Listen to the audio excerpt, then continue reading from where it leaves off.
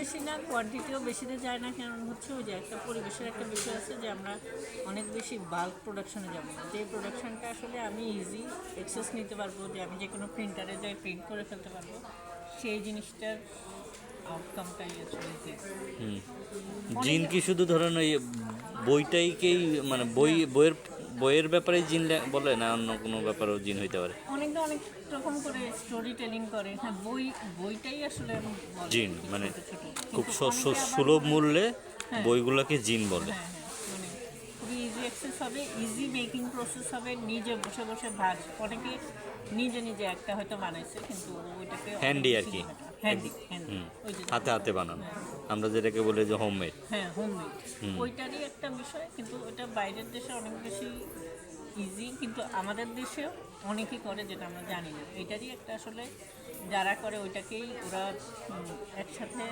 Her story, তারপর sister library ওরা arrange করে, আবার কালার পাবলিকেশন ওরা অ্যারেঞ্জ করে একটা ফেয়ারের মতো আর কি, এইটাই হচ্ছে বিষয়। তবে এগুলা এর কি গেটে ইনস্টিটিউটের নিজস্ব আর কি না, ওরা কোলাবোরেটর, ওরা জায়গা দেয় এরকম? হ্যাঁ জায়গা দেয়। আবার কিন্তু এটা তাহলে অ্যারেঞ্জ কারা করছে?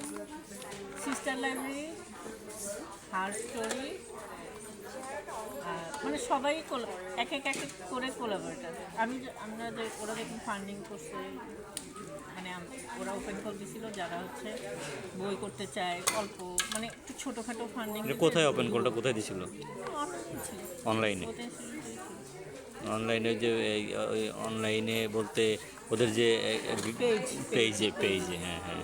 তো ওইখানে আবার এরকম ডাকছে যে প্রোডাকশন কস্ট দিবে ওরা, যেই আর্টিস্টটাই কাজ করছে প্রথমে তো আর্টিস্টদেরকে নিচ্ছে, তারপর প্রোডাকশন কস্টের মানুষের জন্য পাইছে, তখন ওরা সিলেক্ট করছে। তবে ওরা মানে খুব বেশি গ্রান্ট দেয় নাই, কিন্তু একসাথে যারা ডুও, যেমন আমি একটা ডুও করতেছি একসাথে, ডুওটা ওরা বেশি করছে, প্রায়োরিটি দিচ্ছে, তাইলে হয় কি কস্টিংটা কমে হয়, শেয়ারিং হয়। আচ্ছা আচ্ছা, ওকে।